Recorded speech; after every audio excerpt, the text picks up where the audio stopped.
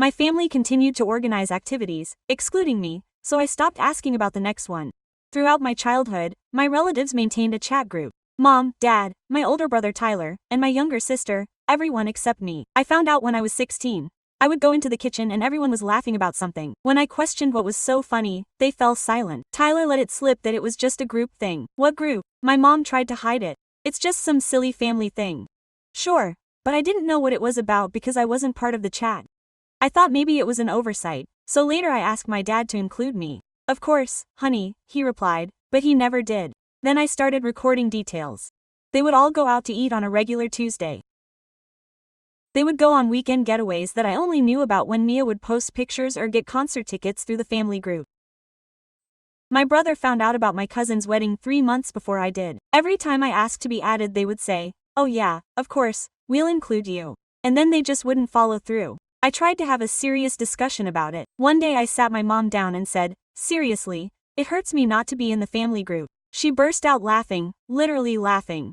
"Honey, you're so touchy. It's just a group chat." Yeah, a chat where they did absolutely everything without me. My dad said I was overreacting. Tyler told me to stop acting weird about it. Mia said, "You wouldn't even use it anyway.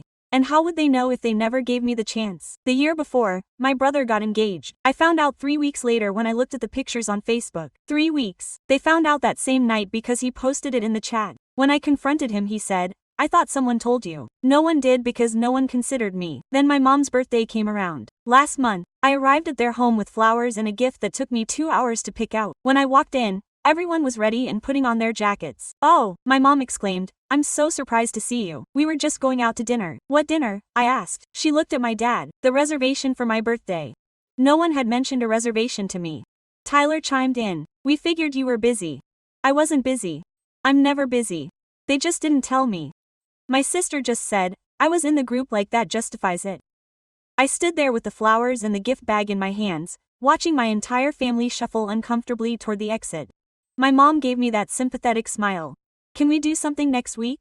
Just you and me." I left the flowers on the counter and walked out. That's when I decided to stop asking questions. Christmas came and I didn't contact anyone. I didn't ask about plans. I didn't text to confirm anything. I just waited. 2 days before Christmas, my sister texted me, "Are you coming to Mom and Dad's on the 25th? I replied, "I'm not invited." And she sent me a screenshot of the family group.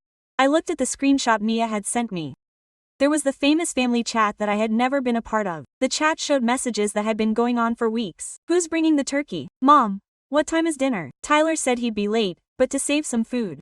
Typical messages from a typical family. A family that I apparently wasn't a part of.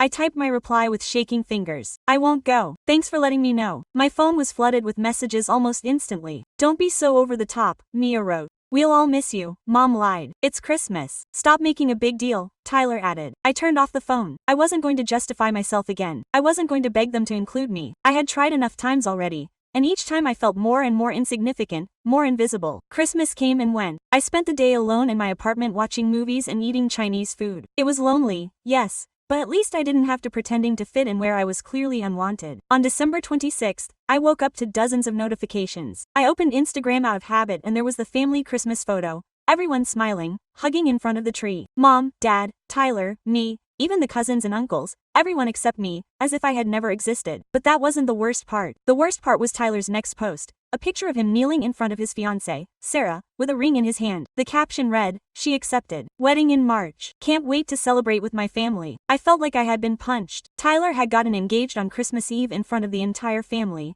and I had found out about it almost 2 days later through social media like any stranger. I checked my phone. No messages, no calls, nothing, except for a text from Mia at 11 p.m. the day before. Tyler had gotten engaged at 11 p.m. almost 24 hours after the event, and she hadn't even bothered to call me, just a message with emojis, as if she was telling me the weather forecast. Something inside me hardened at that moment. It wasn't sadness, it wasn't anger, it was lucidity. I got up, showered, got dressed, went to the kitchen and made coffee. My apartment was silent, but it no longer felt empty, it felt serene. I opened my laptop and started looking for new jobs, better prospects. If I was going to be alone anyway, at least it would be on my own terms. 3 days later, I got a call from Mom. Quote, "Honey, why didn't you congratulate your brother?" I took a moment before answering. I didn't know I was supposed to do it publicly. "Well, you could at least feign enthusiasm for him." I'm sure he's had enough from everyone who was there when the silence happened on the other end. You're not going to start this again, are you? Her voice sounded exhausted, irritated. You're over the group chat. I never got over it, Mom. You guys just stopped hearing me complain. Look, if you're going to have that attitude, you better not come to the wedding preparations. I smiled bitterly. Don't worry, I'm sure I won't even know when they are until someone posts a picture. She hung up without saying goodbye. 2 weeks later, Tyler called me for the first time in months. Hey, Sarah wants you to be a bridesmaid. I sat there silently processing her words. Are you still there? Yeah, I'm just shocked. Well, you're my sister. Of course we want you to be in the wedding. Tyler, you didn't invite me when you got engaged. I thought someone told you. I found out on Instagram. She sighed as if I was the difficult one. Look, are you going to be a bridesmaid or not? Sarah needs to know about the dresses. How many bridesmaids are there? 5. Sarah has 3 friends and Mia will be there too. Sure, I was the 5th, the one who completed the count. Not the sister who should have been there by default. Let me think about it. Thinking about it is my wedding. Exactly. It is your wedding and I deserve time to decide if I want to be a part of something where I am clearly just a cipher. She is being absurd perhaps, but it is my choice. I hung up before she could reply. I couldn't sleep that night. I tossed and turned in bed thinking about everything. Years of being left out, of being the final choice, of having to beg for scraps of attention. At 3 in the morning I made my decision. The next morning I called Tyler. I will go to the wedding as a guest, but I will not be a bridesmaid. But Sarah, I don't care anymore what Sarah has already done. This is my final decision. There was a long pause. Mom is going to be furious. Let her be. And I hung up again. The next few months were strange. I received sporadic messages about the wedding. Dress fittings for the bridesmaids. Bridal showers not for me that I wasn't invited to until the last minute. Family gatherings to plan that I only found out about later. But something had changed in me. It didn't hurt as much anymore. Or maybe I was just numb. I focused on other areas. I got an interview for a management position at a top company. I started going to the gym. I hung out with friends who did include me in their activities. One night, after a particularly joyful dinner with my friends, I returned home to find an envelope on my doorstep. Tyler's official wedding invitation, which I opened with interest. It was fancy, expensive, with gold embossed lettering. The bride and groom are honored to invite you to the celebration of their union. I checked the envelope again.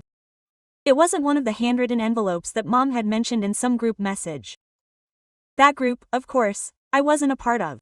It was a generic one, probably one of the extras they were requesting as a precaution. They hadn't even bothered to personalize mine. I left the invitation on the kitchen counter and ignored it for days. Every time I saw it, I felt that familiar mix of hurt and acceptance. A week later, my life changed completely. I was at a work conference, presenting a project I had been working on for months.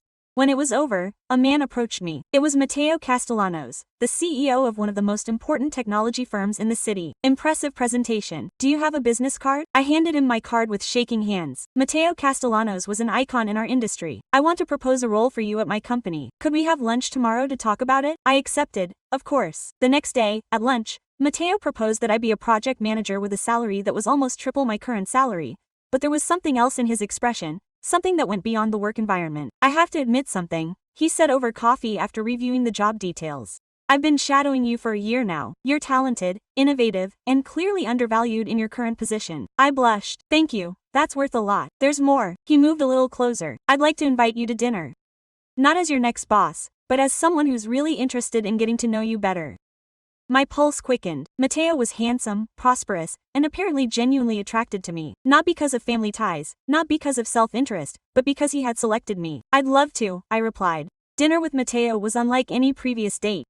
There were no awkward pauses or forced dialogue. We talked for hours about jobs, about our families, about existence. As I talked about my family, he detected the change in my face. Don't you get along with them? He noted. It wasn't a question. It's complex. You don't have to go into detail if you don't want to, but he did. For the first time in ages, someone seemed genuinely curious to hear me out. I told him everything. The group chat, the omissions, Tyler's wedding, where I was just another man on the guest list. Mateo or me, uncut. When he was done, he took my hand across the table. That's not fair. You deserve more. I get it. It took me years to see him. But now I get it. I'm glad you understand. That night, when he dropped me off at my apartment, he kissed me on the cheek. Quote, I'd like to see you again soon. Me too, I replied with a smile. The next 2 months were like a fantasy. I accepted the position with Mateo, and it was even greater than I had imagined. My team admired me. My proposals were answered. And for the first time in my career, I felt appreciated. Mateo and I began a serious relationship. He was everything I never knew I was looking for. Attentive, caring, available. He introduced me to his acquaintances, included me in his projects, made me feel like I really mattered.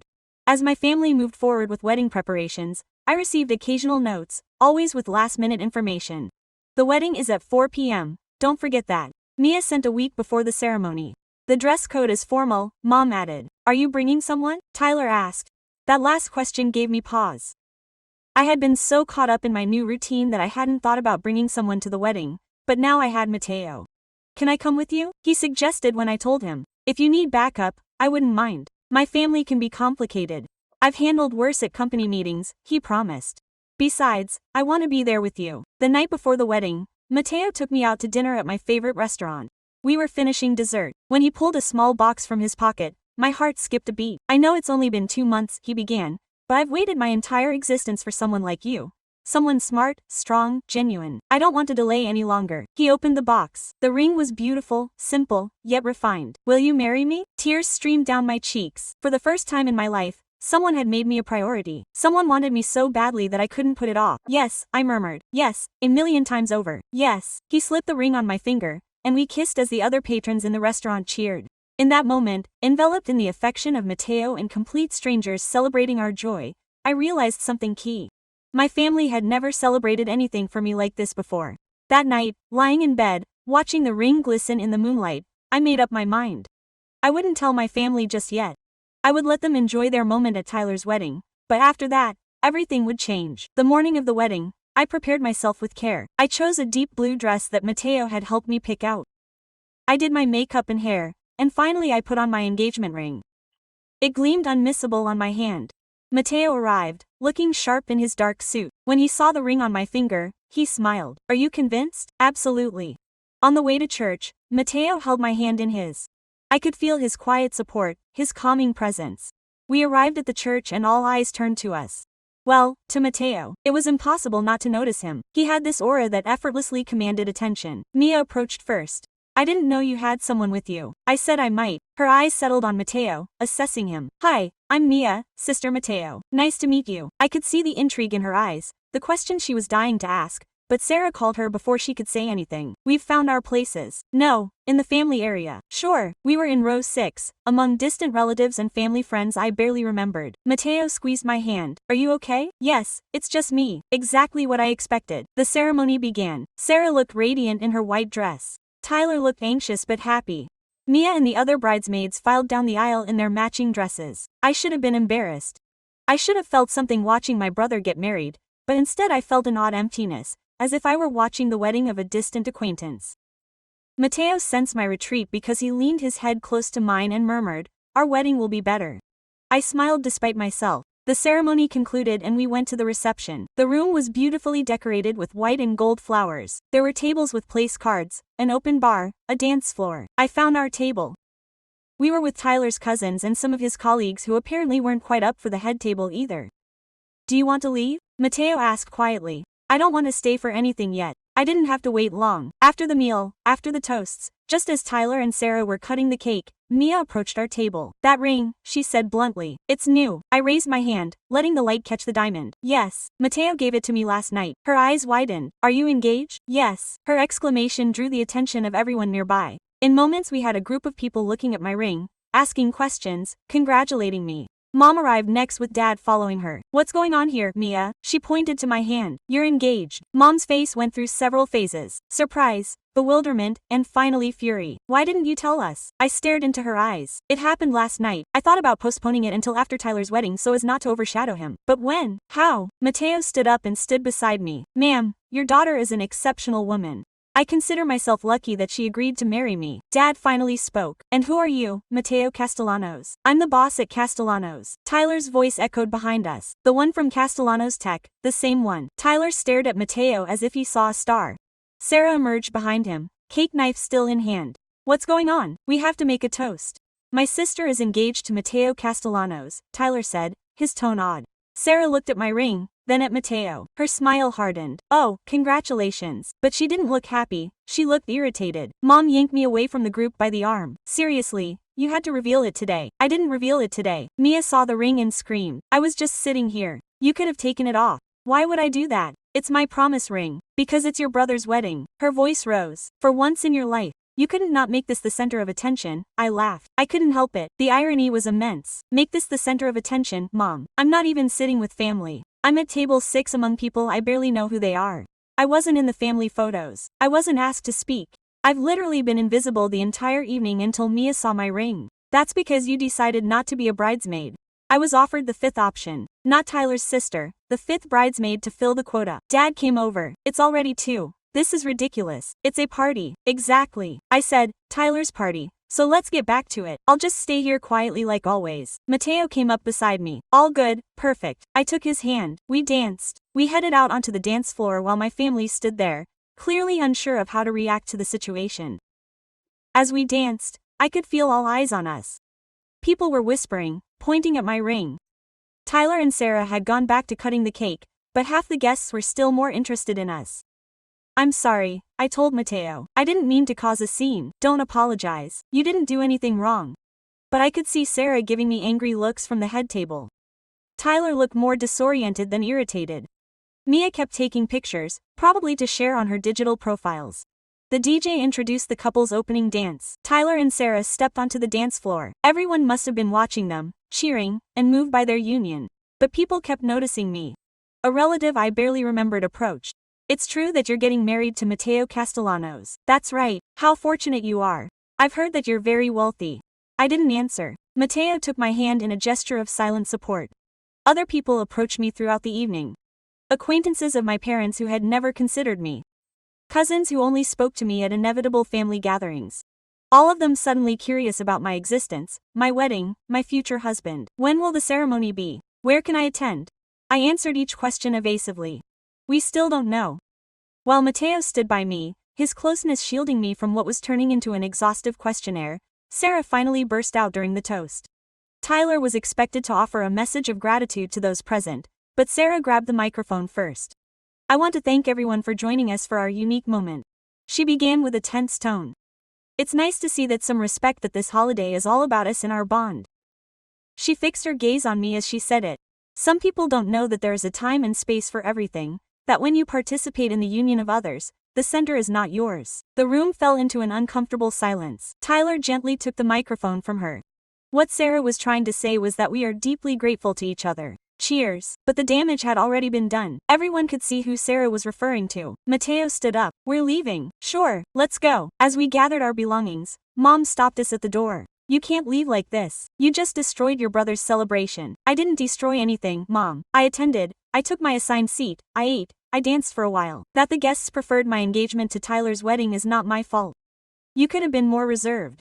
How? By taking off the ring, hiding details of my life, hiding me in an angle. You could have postponed it for a day, just one, to let Tyler shine. Mateo intervened for the first time. With all due respect, ma'am, your daughter made no mistake. She didn't proclaim her engagement. She didn't make a speech. She didn't ask for attention. The behavior of others is none of her business. Mom looked at him as if he had hit her. Don't get involved. You don't understand this family. You're right. I don't understand her. But I understand your daughter and I know she deserves better than this. We left before Mom could reply. In the car, Mateo drove silently for several minutes before speaking. It always happens the same, worse, more commonly. How did I resist? I don't know. I guess I thought it was normal. That the flaw was in me. There is no flaw in you. His tone was firm. Your family is the one causing the inconvenience. When I got home, I checked my phone. 32 pending notifications. I didn't check them. I sensed their content. Instead, I curled up with Mateo on the couch. For the first time in my life, I had someone who was my unconditional ally, someone who supported me without requiring me to beg. You know what? I said after a break. I don't regret anything. I even feel liberated. Exactly. For years I tried to adapt, to be enough for them, and I never succeeded. But today I understood that it doesn't matter. I have my own existence now, a valuable existence with people who truly value me. Mateo kissed my forehead. I will always prioritize you, and for the first time in my life, I trusted someone when I said that. The next day I checked the notifications. As I anticipated, they were a mix of reproaches and regrets. Tyler, I can't imagine you doing that. Mine. Sarah spent the night crying. I hope she's happy, Mom. We need to talk. This won't go unpunished, Dad. Disappointed. It's not enough to express my feelings. But there was another one from Sarah. Thank you for ruining my celebration. I hope someone returns the favor at your wedding. I read each message twice. Then I deleted the chat group from my device. No, the family one I was never part of. That one no longer existed for me. Anyway, I deleted the group where my family would only look for me to complain or request something. Mateo came into the kitchen and found me smiling. Positive news, the best. I just got emancipated. 2 weeks went by without contact from my family, 2 weeks of total peace. I worked, went out with Mateo, visited my friends. It was as if an immense burden had lifted from my shoulders. Mateo and I began organizing the ceremony. He wanted something grand, refined. I only longed for something authentic. Who would you invite? He did some research one night while we were scouting possible locations. I made an internal list. My work colleagues, some college colleagues, your relatives, your acquaintances, and your circle of friends. I considered it for a moment. I don't know yet. You don't need to figure it out right now. But I knew I would eventually decide, and part of me already anticipated the decision. 3 weeks after Tyler's marriage, Mom showed up at my job. No notice, no call, just standing there in the lobby after a meeting. We need to talk, she said without greeting. I'm on business hours. This is crucial. I sighed and led her into an empty conference room. We stood face to face. Sarah was still very upset. She began. Tyler also claims you ruined his special date. I didn't ruin anything. We've already discussed that. You need to apologize. Sorry. For what exactly? For getting engaged, for wearing a ring, for existing, for making everything about you. I laughed dully. Mom, I've literally lived my entire existence without prioritizing myself. You guaranteed it. That's not true. No. Then why was I never in the family group? Why did I find out everything at the end? Why was I with strangers at Tyler's union? We won't go back to that because you have no rebuttal. Because you recognize my truth. She sat up, her face flushed with fury. You're selfish. You always have been. If demanding family treatment is selfish, then yes, I am. Tyler demands an apology before I consider attending your wedding. I sat up as well, staring at her. Tell Tyler not to be afraid. He's not invited. What? He's not invited to my wedding. None of you are. Her mouth opened and closed like a fish without water. You can't be serious. Completely serious. For years, you've marginalized me. You've excluded me from events, celebrations, key moments. Now it's my turn. We are your family. A family that never considered me as such. A family with a group that includes everyone except me.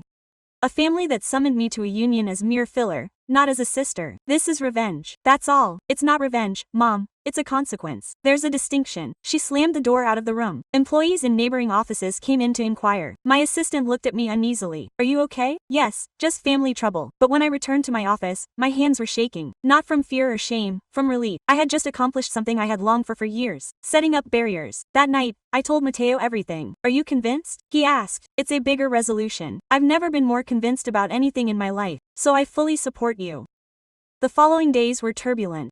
Mom called incessantly. I let them go to voicemail. Tyler sent a long message about my immaturity. I blocked him. Mia tried to mediate, saying that we should all talk. I told her that there was no issue, but the last straw was when Mom contacted Mateo directly. Somehow she got his private number and called him.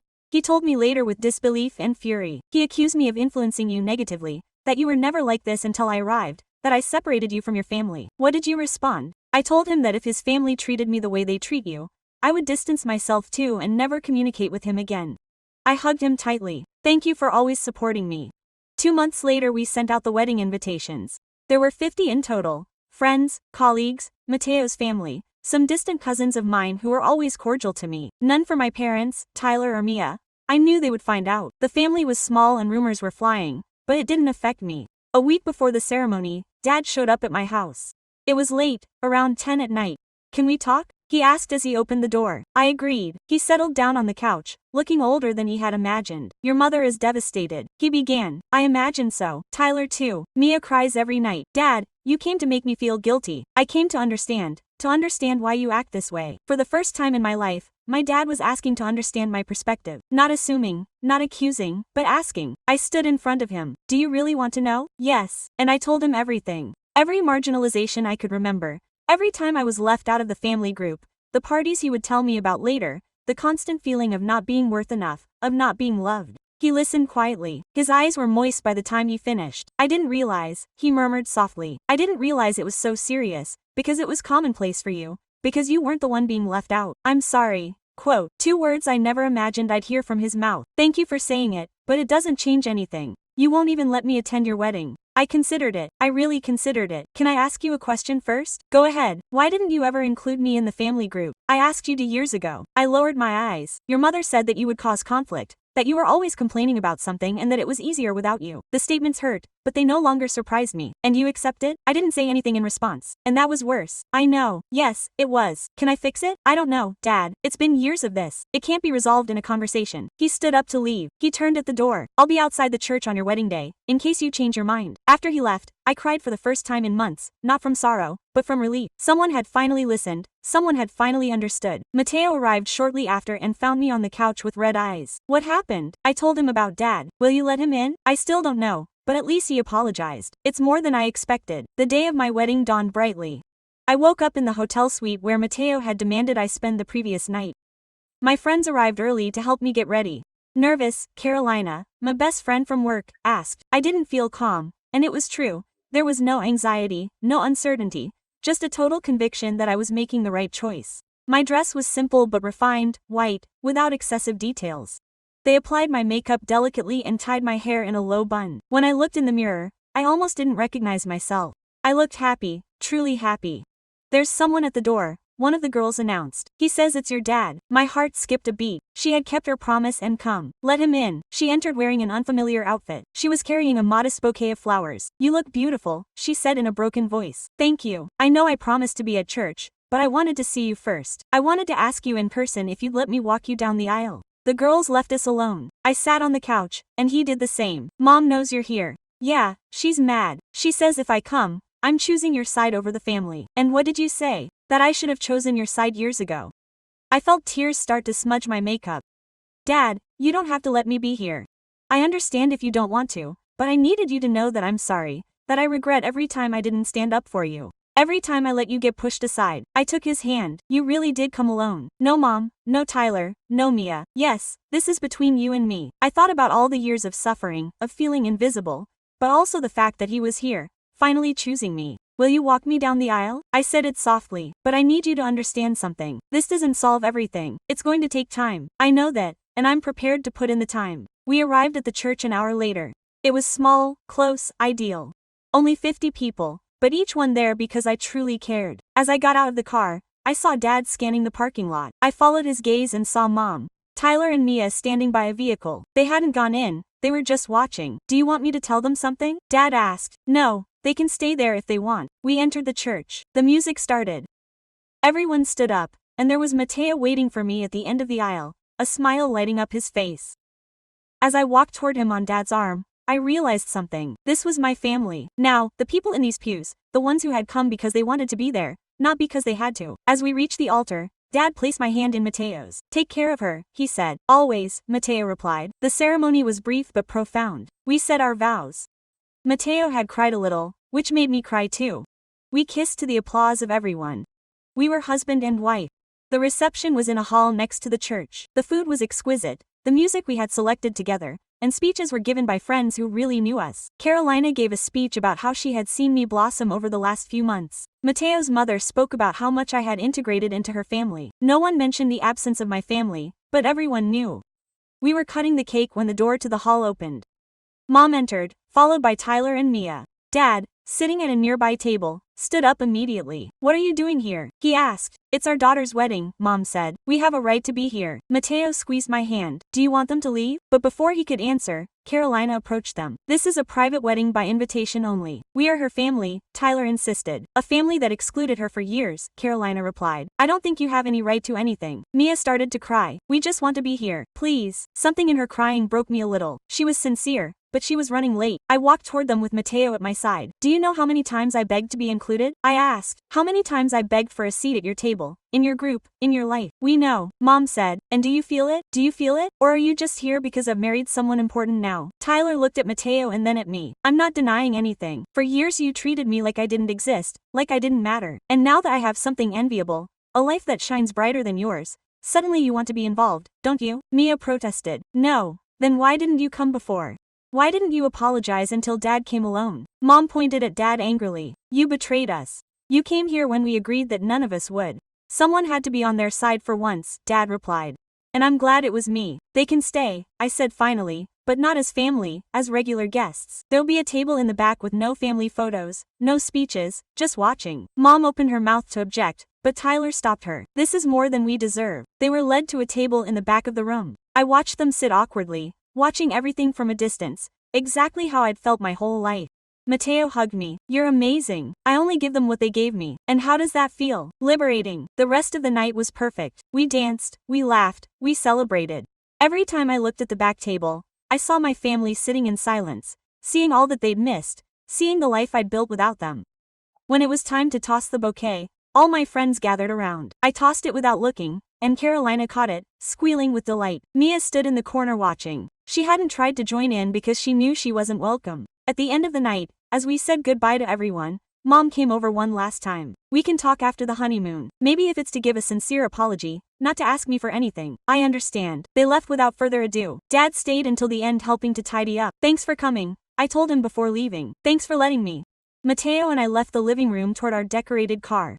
People were throwing rice and shouting congratulations at the car on the way to the hotel. Mateo asked me, do you regret anything? Nothing. For the first time in my life, I don't regret absolutely anything. We returned from our honeymoon in Greece 3 weeks later. They had been the best weeks of my life with no drama, no messages, no one blaming me for anything, no justifying my existence. When we got to the apartment, there was a box on the door with no return address, but I recognized Mom's handwriting on the label. Will you open it? Mateo asked. Then, first we unpacked, showered, and ordered food. Only when we were comfortable on the couch did I open the box. Inside was a photo album, dozens of them, from my childhood to now, but something was off.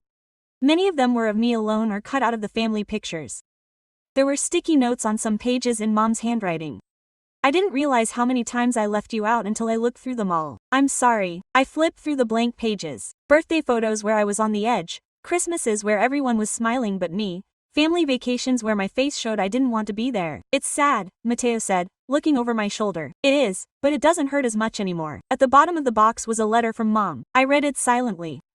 It said that she had consulted a therapist after the wedding, that the therapist had pointed out patterns of exclusion that she had normalized, that she and Tyler had always had a special bond because he was the oldest, that Mia was the youngest and therefore received extra attention, and that I was simply forgotten in the middle. It's no excuse, he wrote. Nothing justifies how we treated you, but I want you to know that it wasn't because we didn't love you, it was because we were bad parents to you, and that's something I'll have to carry for the rest of my life. The letter concluded with an invitation. She wanted to meet with me, without Dad, without Miss. Brothers, just the two of us will go, Mateo asked. I think so, but on my terms. 2 days later I ran into Mom at a neutral coffee shop. She arrived early. As I entered I saw her turning her coffee cup around uneasily. Thank you for accepting, she said as she took her seat. I read your letter and looked at the images. I value sincerity, but beautiful phrases can't repair years of hurt. I understand. That's why I'm going to therapy, and I want you to consider family therapy. If you want it, of course. That left me perplexed. Family therapy. The specialist suggested that we all participate. Your father has already consented. Tyler too. Mia is still thinking about it, and if I refuse, I accept it, but I hope you think about it. I took a sip of my coffee. You have to understand something. Even if I go to therapy, even if I forgive, nothing will go back to the way it was before, because I wasn't operating well before. I understand that, and I require you to honor my boundaries. If I say no to something, it's no. No pressure, no blaming. Okay, and I want you to include Dad, Tyler, and Mia in this pact. Everyone has to evolve, not just you. I've already talked to them. Everyone is ready. I questioned it, but I was open to it. Give them a unique chance. Okay, I'll come to one session, just one. Then I'll decide whether to continue. Mom smiled, eyes bright. Thank you. The initial family therapy session was tense. Everyone present. Mom, Dad, Tyler, mine, the therapist, Dr. Ramirez, urged us to explain why we were there. Mom talked about rebuilding the bond with me. Dad about his remorse for inaction. Tyler confessed to not seeing me as a real sister, just someone there. Mine only said she imitated the others. On my watch I watched them. I'm here because part of me still believes in their change. But I won't lie, I don't trust any of them and it will take a long time to change. Dr. Ramirez nodded. A candid answer and an excellent starting point. The sessions continued for months, some fruitful, others with raised voices. Tyler struggled to come to terms with his role. Only one group chat argued in one. It was constant exclusion. Dr. Ramirez rectified that, and the effect on your sister was real and prolonged. Little by little, very slowly, the dynamics changed. Tyler suggested that we eat alone, as a duo. It was weird at first, but we had a sincere conversation. Mia started sending me funny memes and clips without demanding a reply, just sharing. Mom called weekly to check on me. No intentions, no complaints, Just curious. Dad showed up at my job one day with Ramos just because, she said. They weren't grand acts, but they were constant and that weighed more. 6 months after the wedding I found out I was pregnant. Mateo and I were euphoric and scared at the same time. You'll tell your family? He asked. Yes, but not yet. I waited until the second trimester with dinner at our apartment. Mateo cooked. I set the table. When I arrived I noticed a change. Tyler brought a gift. Mia hugged me at the entrance. Mom offered to help. Dad shook Mateo's hand with genuine respect. At dinner we chatted about routines, chores, projects, jokes, without friction, without hostile hints. When it was over, Mateo and we looked at each other. We have an announcement, I declared. Everyone stood still, waiting. We're having a baby. Instant and true reaction. Mom cried. Dad hugged us both. Tyler joked about favorite uncle. Mia was already looking for baby shower ideas on her phone. Can I ask Tar? Mom said after initial euphoria. Yes, we can integrate this, our grandson's life. I looked at Mateo. He nodded, letting me choose. Yes, but with defined boundaries. And if I detect I'm going back to old patterns, I'll step away and this time with my son. Do you understand? Dad said. We won't fail now. Months later, when my daughter Emma was born, everyone in the hospital, but this time not overwhelmed or forced, I felt supported. Mateo held Emma first, then me, and then one by one. I let the family meet her. Mom picked her up with tears. Beautiful like you. Tyler was unexpectedly tender. Mia took photos endlessly. Dad looked at her for a long time before promising. I swear to be a better grandfather than father. And for the first time, when I saw my family, I didn't feel hurt or resentful. I felt cautious hope. Nothing perfect, probably never. Still hard moments, uncomfortable conversations, boundaries to reinforce, but genuine effort, and that was enough in the end.